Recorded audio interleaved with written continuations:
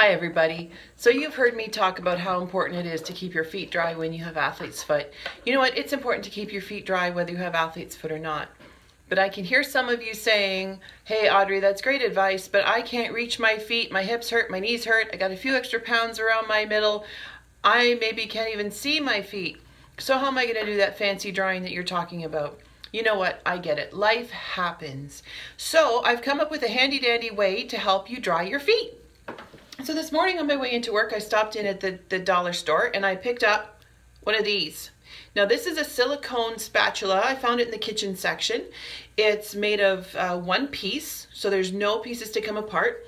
It's flexible. It's got a bit of a graded edge here, rounded, smooth, so it's not sharp corners, easily cleaned. And what I did right away was wrote on there, foot use only, okay? So you're gonna reserve this for using on your feet exclusively. Keep it in the bathroom. Don't let it get into the kitchen sink. This is not for mixing cookies. The next thing I picked up was a container or a package of little baby washcloths, and there's 6 of them in here, cost me about $3. They are super thin and nice and soft. The other thing I picked up was duct tape because I didn't have any here in the office. So what you want to do first is cut off a piece of duct tape about 6 inches long and fold up the long corner, the long edge, about 1/2 inch. Set that aside, you're going to use that later.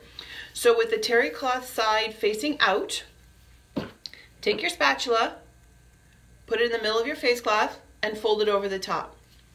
Next, you're going to take the bottom side, lift it up over the top like so. So you've got a little bit of a sock hanging here now, so you're going to fold it up over the edge, and what you've made for yourself is a nice little drying mitt.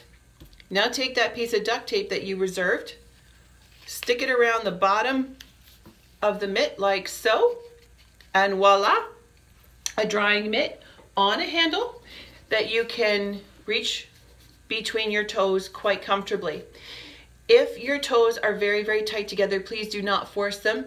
Just dry gently wherever you can.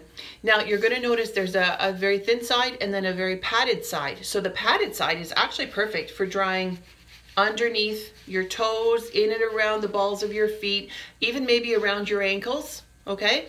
And when you're all done, pull the edge from that little tab that you created, throw the duct tape away, take this off, put it in the laundry, which is why it's nice to have 5 extras, and wash this and dry it. You might want to prepare another one while you've got everything out for the next time you need to dry your feet, or you can just do it when you need it again.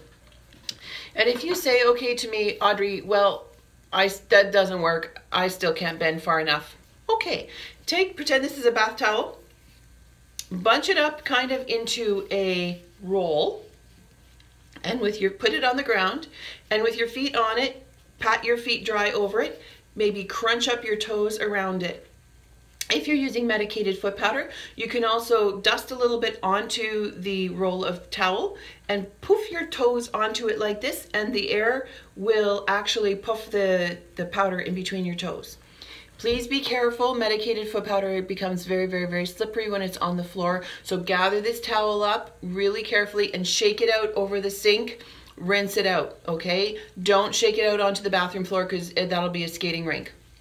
So the bath mat is not there to dry your feet. The bath mat is there to make sure that you don't slip getting out of the tub.